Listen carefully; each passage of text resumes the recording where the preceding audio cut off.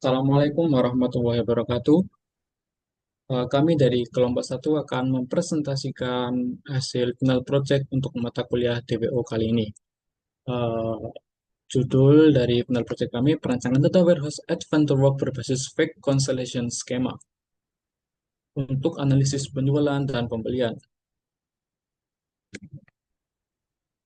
Pada project kali ini kami menggunakan database advanced work yang mempresentasikan proses bisnis perusahaan manufaktur dan distribusi.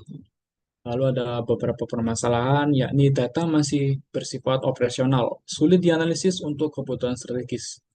Namun kami membangun sebuah solusi, yakni membangun data warehouse untuk analisis historis. Lalu proses bisnis yang kami ambil ada proses penjualan dan proses pembelian. Lalu proses penjualan digunakan untuk menganalisis performa penjualan berdasarkan pelanggan, produk, waktu, dan wilayah penjualan. Sementara itu, proses pembelian digunakan untuk menganalisis aktivitas pengadaan barang dari vendor berdasarkan lokasi, produk, dan periode waktu tertentu. Nah, berdasarkan perancangan yang dilakukan, skema data warehouse yang digunakan adalah Fake Constellation Schema. Skema ini terdiri dari dua tabel fakta, yaitu fact sale dan fact forecasting, yang saling berbagi beberapa tabel dimensi seperti tim date dan tim produk. Pendekatan ini memungkinkan analisis lintas proses bisnis penjualan dan pembelian secara terintegrasi. Dengan struktur fact constellation skema, manajer eksekutif dengan mudah menganalisis kinerja pembelian dan penjualan. Informasi yang dihasilkan dapat digunakan sebagai dasar pengambilan keputusan seperti evaluasi vendor, pengaman produk unggulan, dan serta perencanaan wilayah penjualan. Mungkin selanjutnya akan dijelaskan oleh rekan saya.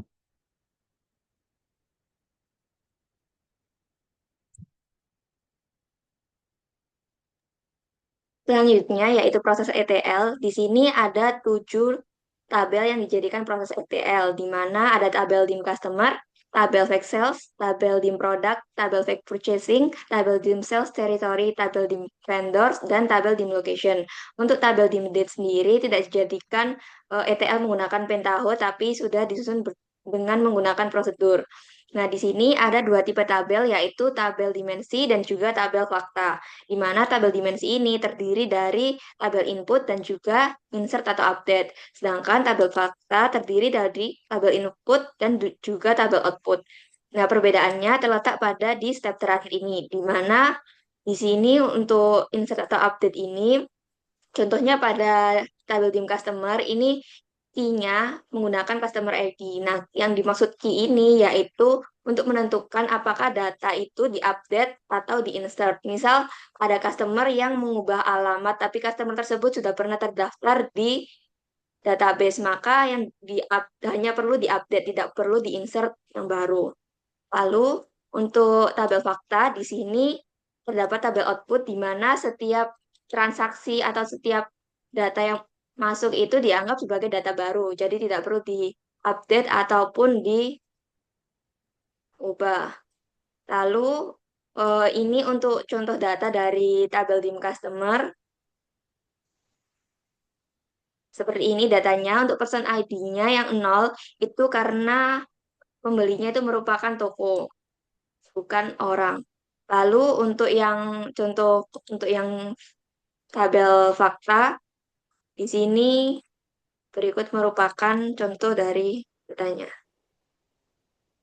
Ini. Selanjutnya yaitu mengenai Mondrian yang akan dijelaskan oleh teman saya.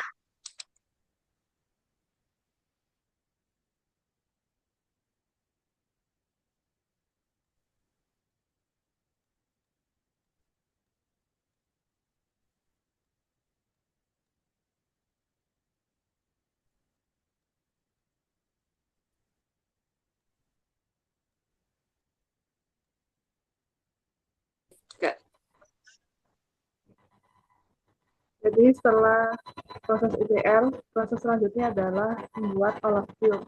OLAP cube ini menggunakan Mondrian dan file yang dibutuhkan adalah file.xml dan file.csv.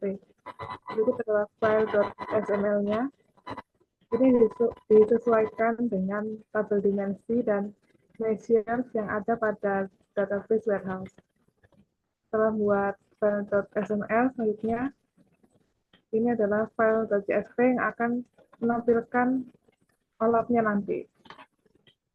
Setelah selesai, dua file ini akan masuk ke folder queries. Lalu untuk bisa masuk ke web, ini ketikkan ini localhost 8080 Mondrian index.html dan akan tampil seperti ini. Ini ada tulisan DWA-DW sales dan DWA-DW purchase karena sebelumnya sudah diubah index.html-nya seperti ini. Jadi akan langsung menuju ke file CSV yang tadi dibuat. Lalu saya akan menuju ke file DWA-DW sales. Dan inilah OLAP cube dari Excel. Ini bisa ada hierarki dan semua datanya di setiap dimensi. Ini juga ada message-nya. Dan untuk OLAP-nya mungkin bisa dilanjut ke web.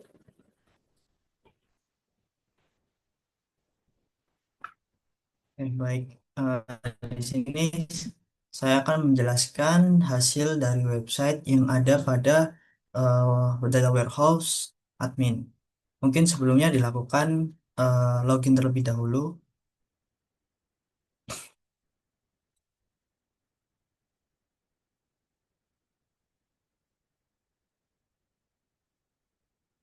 Jadi di sini kita akan login menggunakan user admin.